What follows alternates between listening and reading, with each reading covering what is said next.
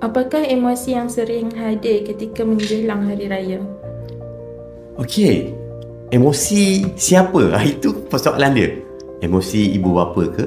Emosi kita ke? Anak ke? Okey, kita ambil dululah emosi ibu bapa. Selalunya majoriti ibu bapa akan kata anak akan balik kampung hari raya.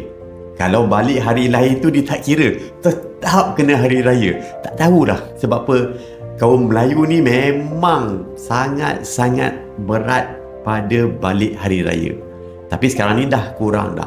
Ibu bapa sangat-sangat mengambil berat untuk anak balik raya. Sekiranya tak balik raya, macam-macam ditanya. Sebab apa tak balik raya? Sebab dia rasa satu keluarga perlu berkumpul bersama-sama pada hari raya.